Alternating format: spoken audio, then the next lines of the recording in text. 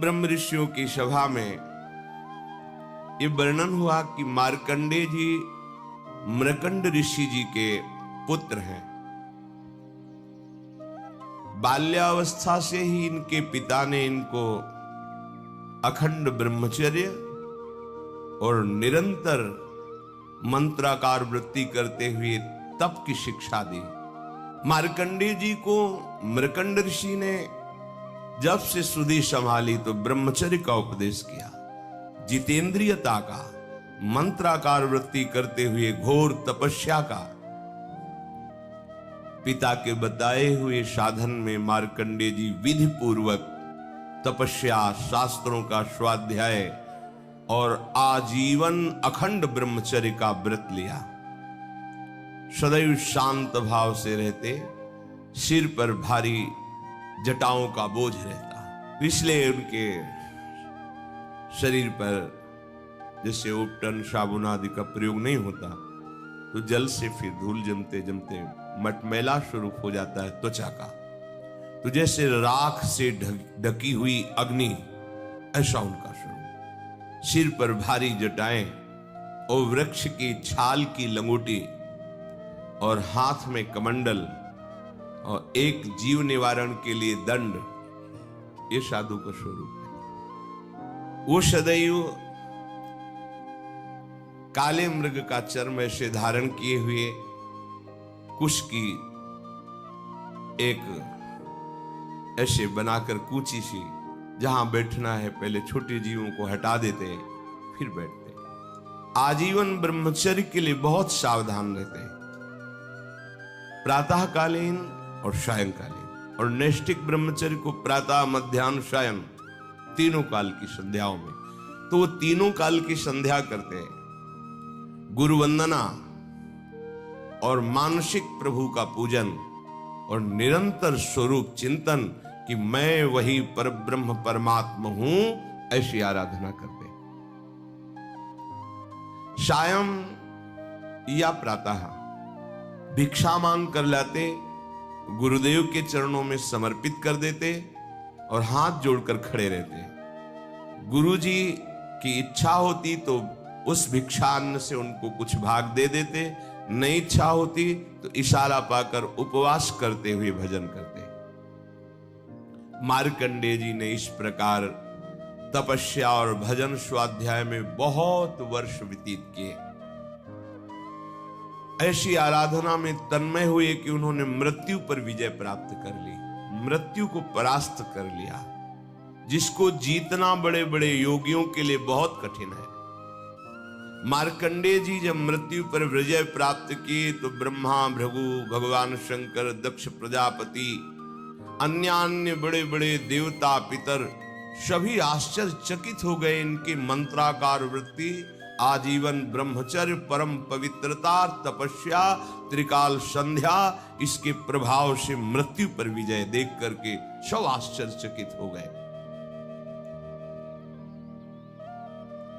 कहीं किंचन मात्र हृदय में कोई अन्य चिंतन नहीं, कोई क्लेश चिंतन नहीं, इंद्रियातीत स्थिति।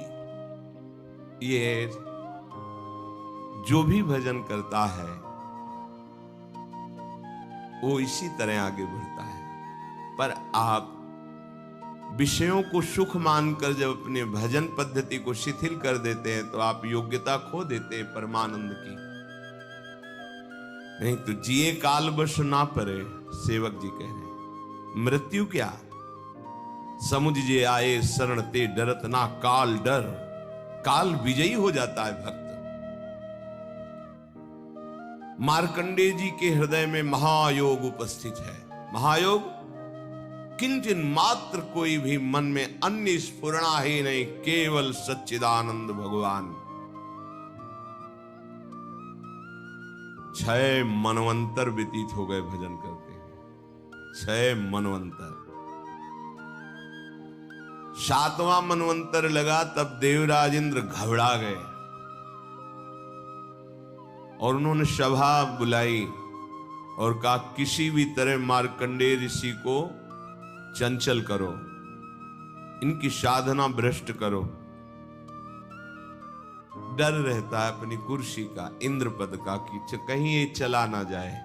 और उनको ये पता नहीं कि महानुभाव ऐसी स्थिति में होते कि ब्रह्मा का पद भी इनके लिए कोई महत्व तो नहीं रखता, फिर देवराजेंद्र पद का क्या।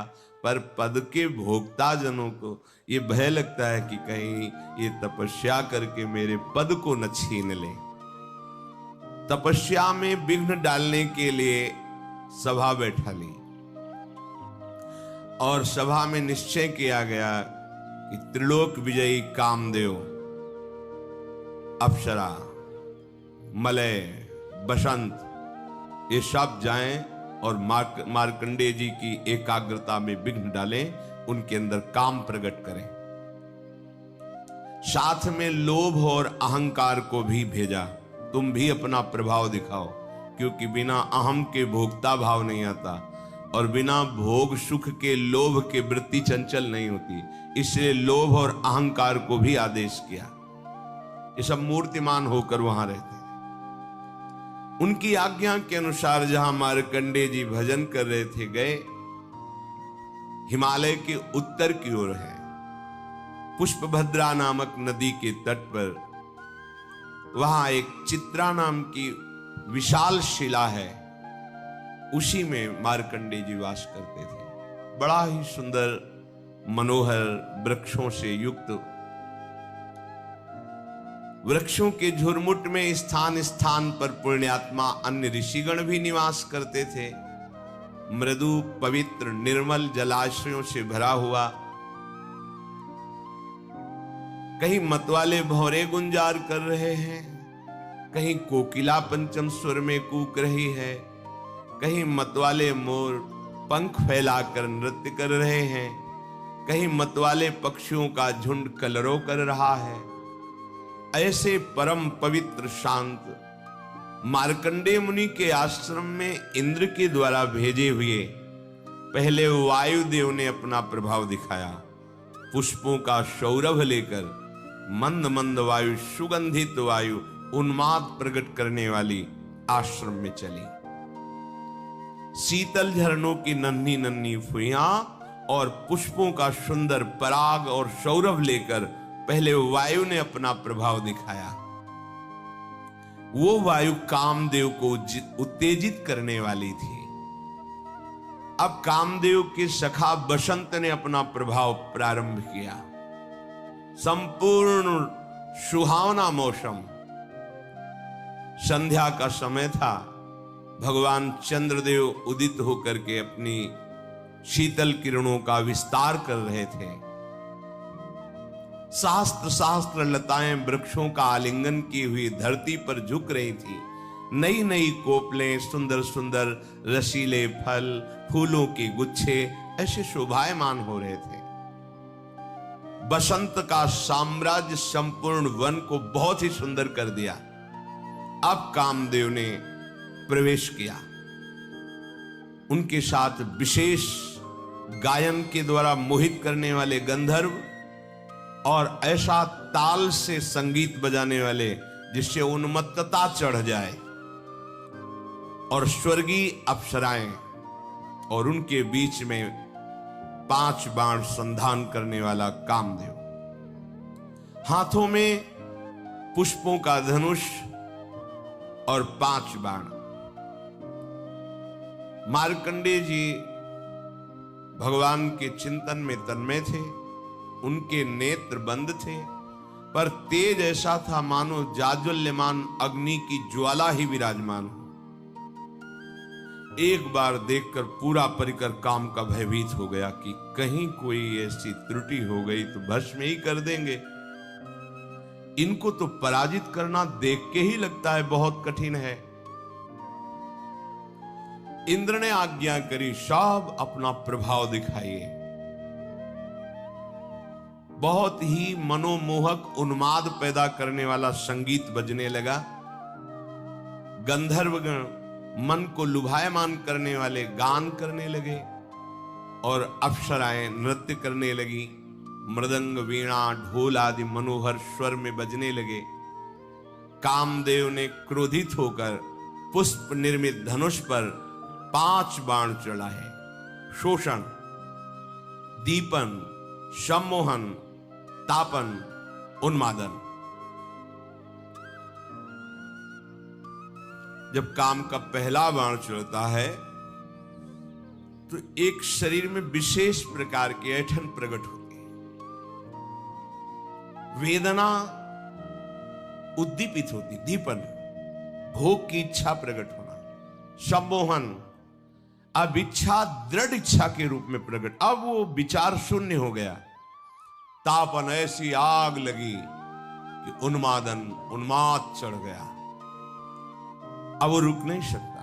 गोवा मदांधो मदना तुरोवा, ये पांचों बार अपना संधान करके कामदेव ने महर्षि मार्कंडेय जी पर निशाना लगाया।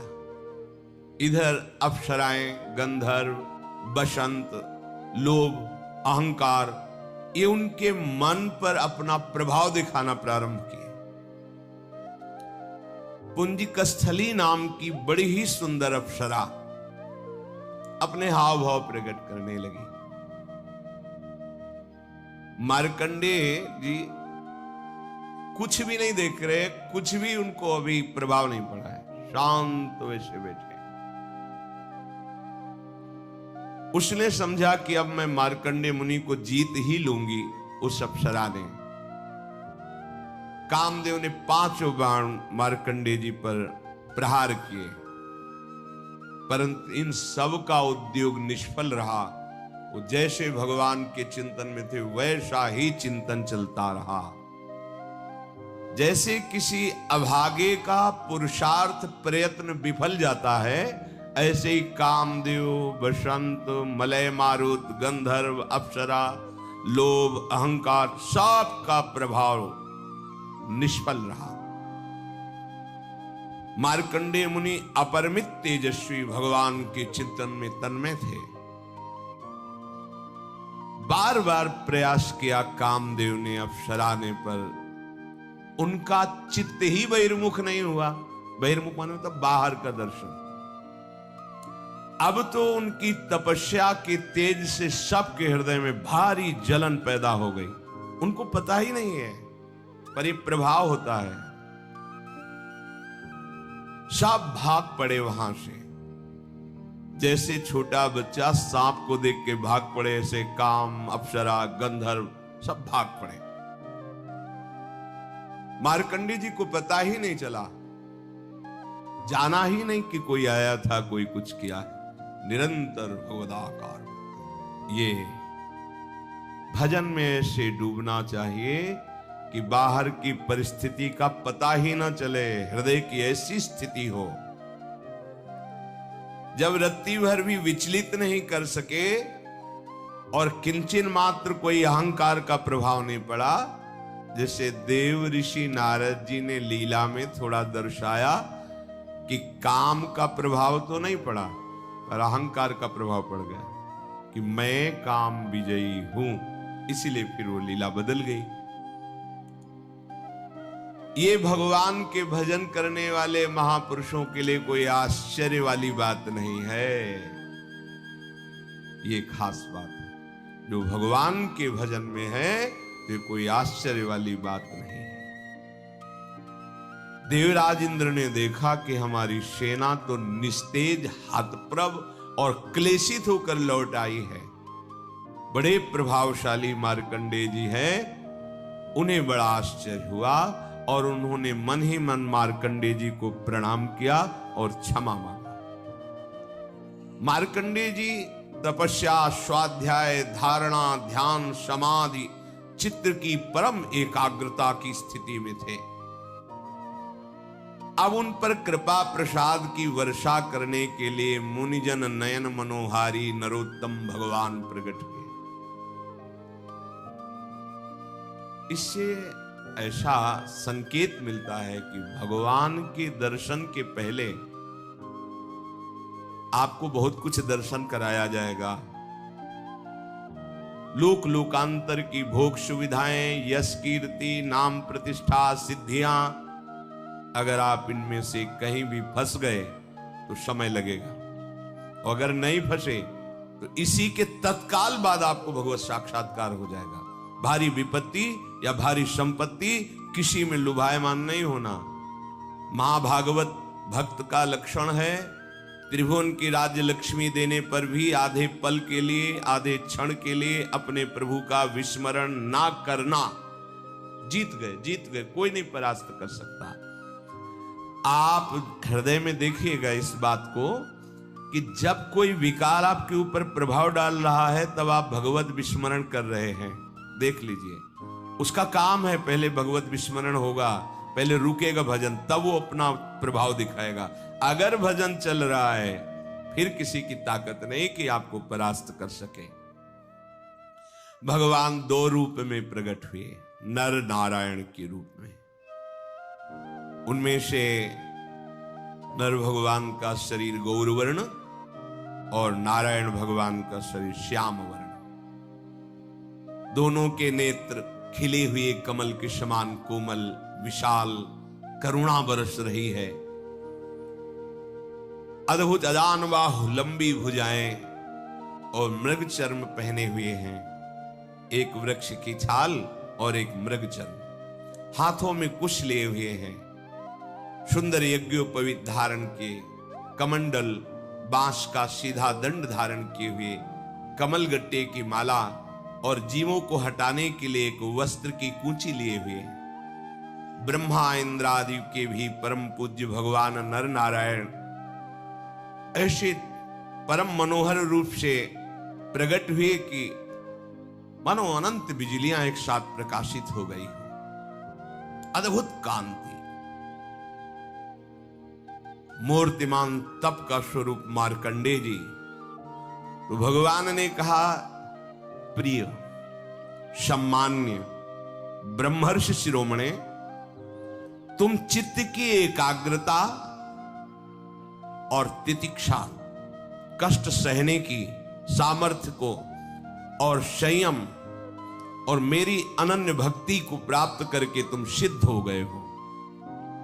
चित्त की एकाग्रता और कष्ट सहने का धैर्य और इंद्रियों का संयम और मेरी अनन्य भक्ति, इससे तुम सिद्ध हो गए हो। तुम्हारे इस आजीवन शुद्ध ब्रह्मचर्य निष्ठा को देखकर हम बहुत प्रसन्न हैं। तुम्हारा कल्याण हो। मैं समस्त वर देने वालों का भी वर देने वाला स्वामी हूं, इसलिए तुम्हें जो इच्छा हो मांग लो। मार्कंडेय मुनि ने कहा, देव देवेश शरणागत भयहारी, हे भगवान अच्युत, आपकी जय हो, जय हो, जय हो। हमने तो आपका जो साक्षात्कार पाया, दर्शन पाया, यही दुर्लभ वस्तु हमारे हृदय में थी कि हमें कब प्रभु के दर्शन मिलेंगे। प्रभु, अब हमारे हृदय में कोई इच्छा नहीं है। आप चाहते हैं कि मैं आपसे मांगूं, तो फिर आपकी आज्ञा का पालन करना चाहिए।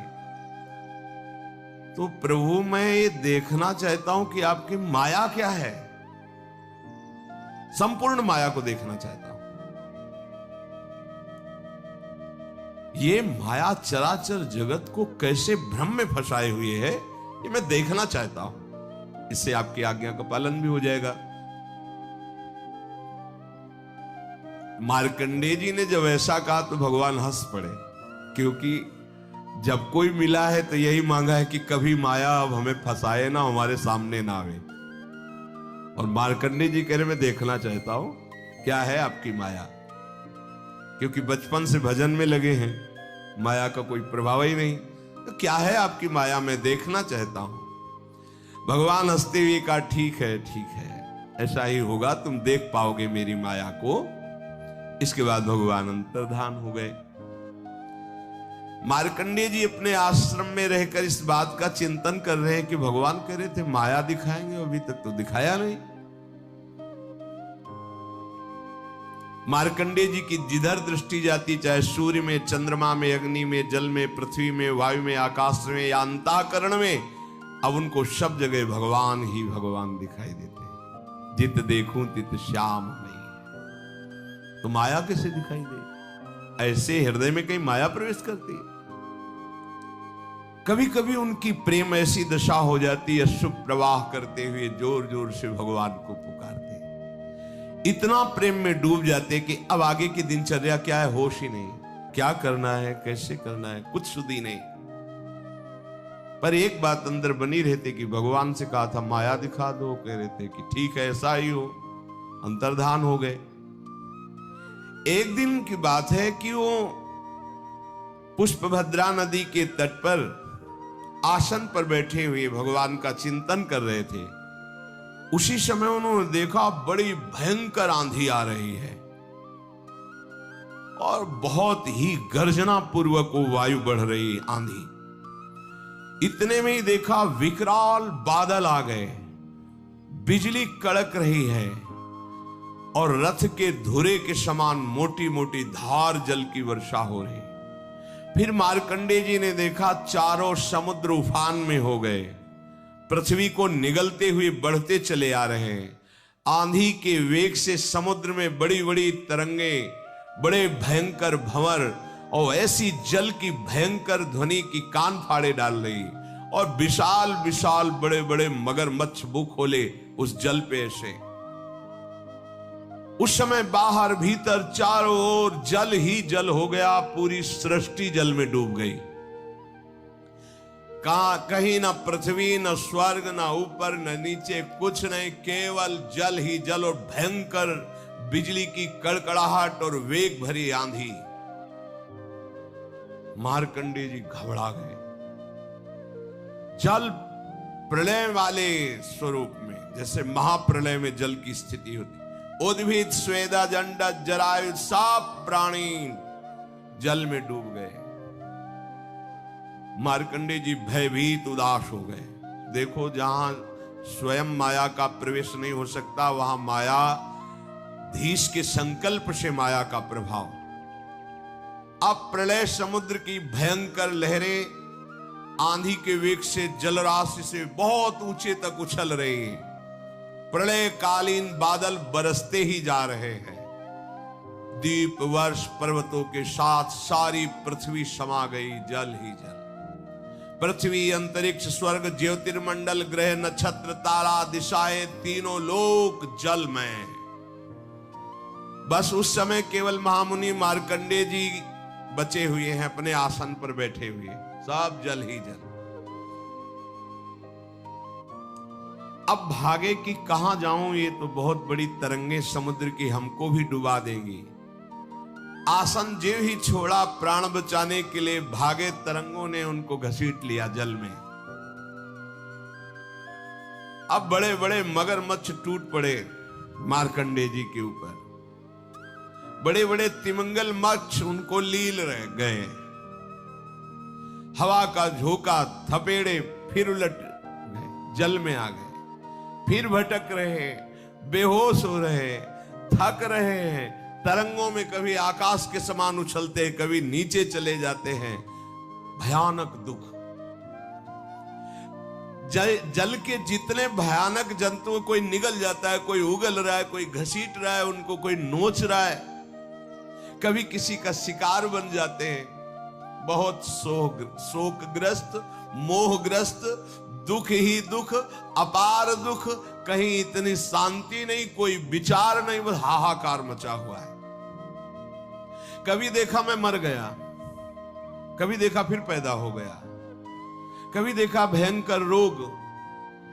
मार्कंडेय मुनि अब भगवान की भी याद नहीं कर पा रहे, इतनी थपेड़े, इतना भयंकर दुख। यही है, भटकते भटकते जलराशि में सैकड़ों, हजारों नहीं, लाखों करोड़ों वर्ष व्यतीत हो गए। मार्कंडेय मुनि प्रलय के जल में सैकड़ों, हजारों, करोड़ों वर्ष व्याकुल हुए, ऐसा व्याकुल हुए अब क्या होगा। तो देखा उस जलराशि में एक टीला है छोटा सा, और उसमें एक बरगद का पेड़ है, और उसके हरे हरे पत्ते और लाल लाल फल शोभायमान है। बरगद के पेड़ में ईशान कोण पर एक डाल है, उसमें एक पत्तों का सुंदर दोना है, और उस दोने पर एक नन्हा सा शिशु लेटा हुआ है।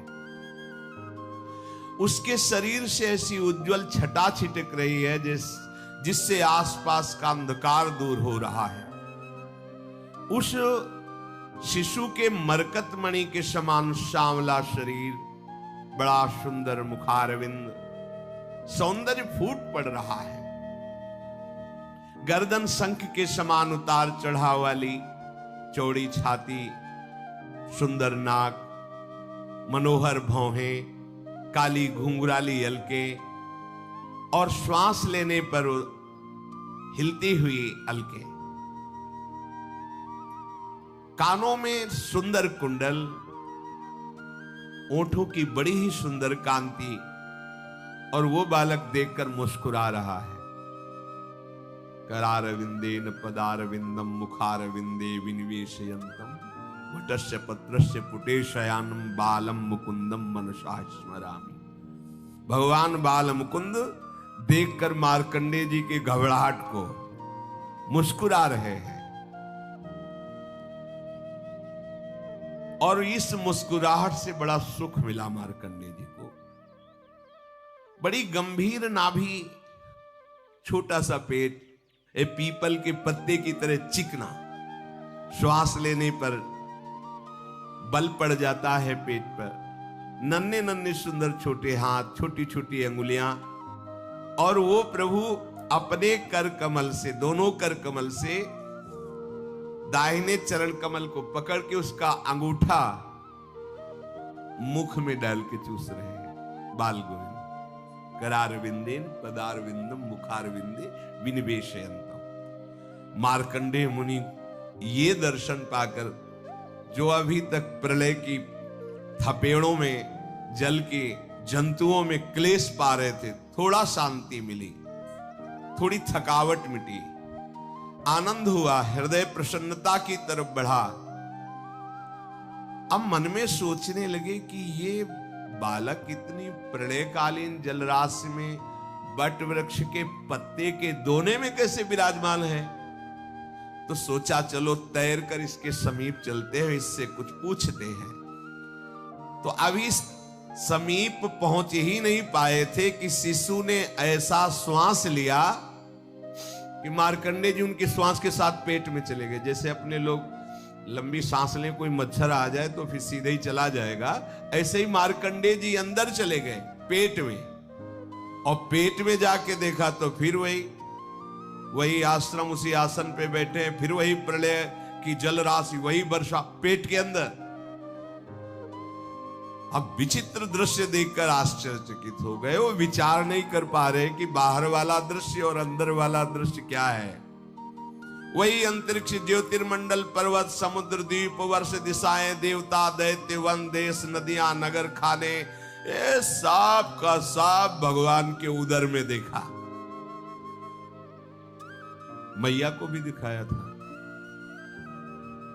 लालजू महाराज से कहते, दाऊ दादा ने कहता ने मिट्टी खाई, मुख खोल, छड़ी लगे, खोल।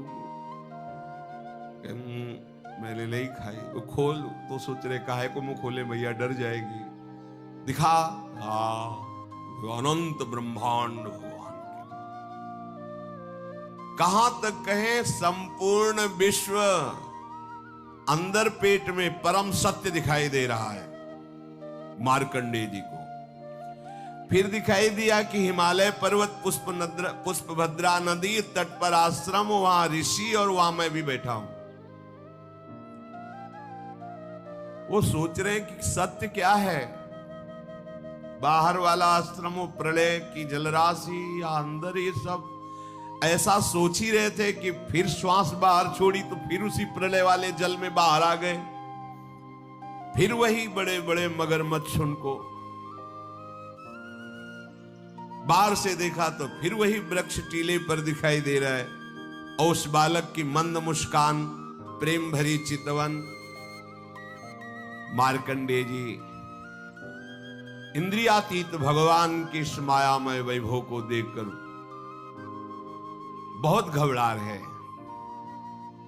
सोचा अब इस बालक को ही हृदय से ऐसे पकड़ लेंगे, क्योंकि इसके दर्शन से सुख मिलता है।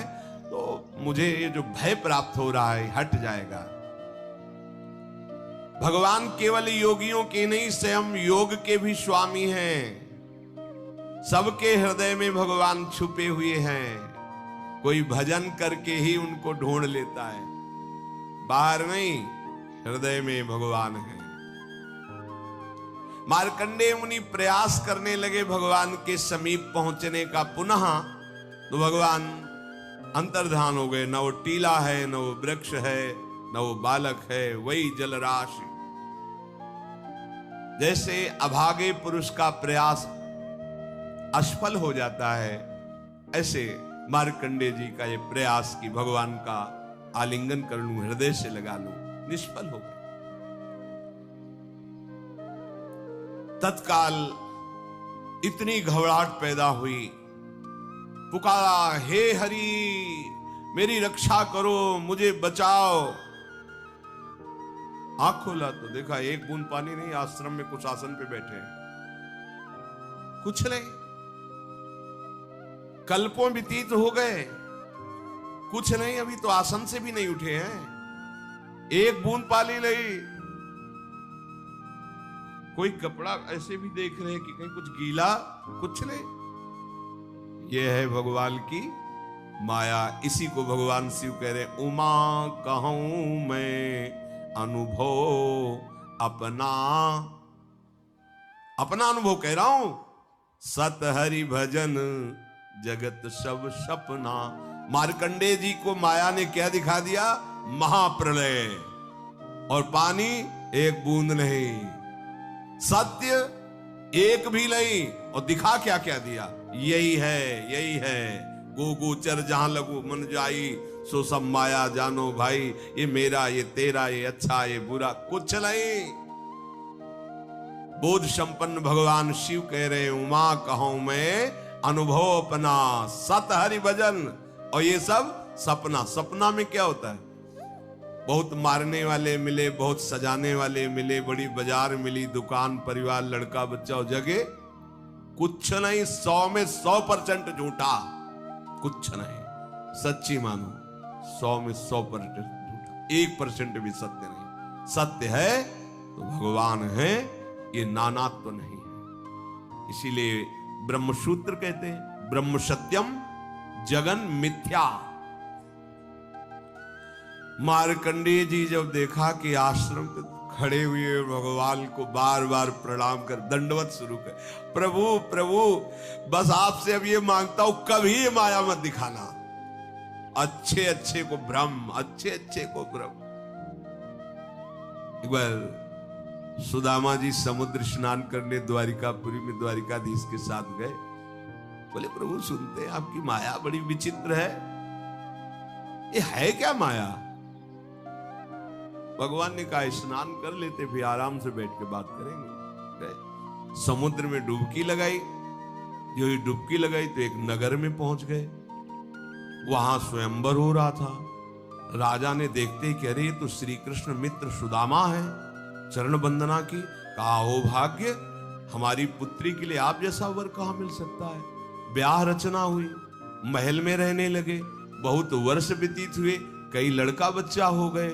अब पत्नी मर गई तो जैसे अपने यहाँ था ना कि पातिव्रत धर्म से युक्त वो सती आदि का पूर्व में जैसा, ऐसा वहां था कि पत्नी मर जाए तो जबरदस्ती पति को जलाया जाता था उसकी शव के साथ। यहाँ जबरदस्ती तो नहीं था, वो अपने पातिव्रत धर्म के प्रभाव से योगाग्नि में, चिता में भस्म होती थी। पर वहां का नियम था जबरदस्ती, तुम चाहो या न चाहो, पत्नी मर गई तो उसके साथ तुम्हें भस्म होना पड़ेगा। सुदामा जी से कहा, हमारे यहाँ की रीति है बाबू। तो उनको चिता में डालने के लिए शव के साथ जब बांध दिया गया, तब पुकारा, अये परम प्राण प्यारे मित्र श्री कृष्ण, मुझे बचा लो। जो ही पुकारा तो भगवान ने इसे उठाया, बहुत लंबी डुबकी लगा लिए, उठो। बोले, प्रभु, बोले हाँ, कुछ सेकंड से हम देख रहे हैं तुम उठ ही नहीं रहे हो।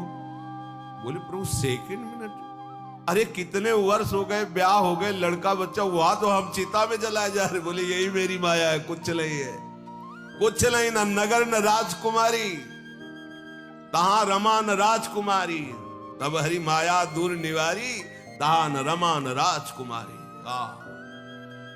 ये बस मामे वे प्रपद्यन्ते माया में ताम तरंती थे। आपको सत्य लग रहा है, डर गए सुदामा जी कि अब तो चिता में भस्म ही होना, डर गए मार्कंडेय जी, इतने महामहिम जिनके आगे काम और अप्सरा सब भयभीत होकर भाग गए। कोई ऐसे कि नहीं नहीं त्राहिमाम शरणागत, ऐसी रचना रच देंगे कुछ नहीं है पर सब कुछ हो जाएगा। मार्कंडेय जी ने मन ही मन कहा, हो ऐसी अपार सामर्थ्यशाली भगवान की माया जो बिल्कुल असत्य है पर सत्य से भी बढ़कर लगती है। बड़े बड़े विद्वान इसी के आकर्षण में अपने जीवन को नष्ट कर देते हैं। गंवार नहीं कहा, विद्वान कहा है। बड़े बड़े विद्वान इसी माया के खेल में अपने जीवन को नष्ट कर देते हैं। हे शरणागत वत्सल, आपके चरणों का जो आश्रय ले लेता है, आप जिसे अभय दान दे देते हैं, वही इस माया से मुक्त हो जाता है। मार्कंडेय जी भगवान के चिंतन में पुनः तन्मय हो गए। शेष चर्चा आगे। श्री राधा वल्लभ लाल की।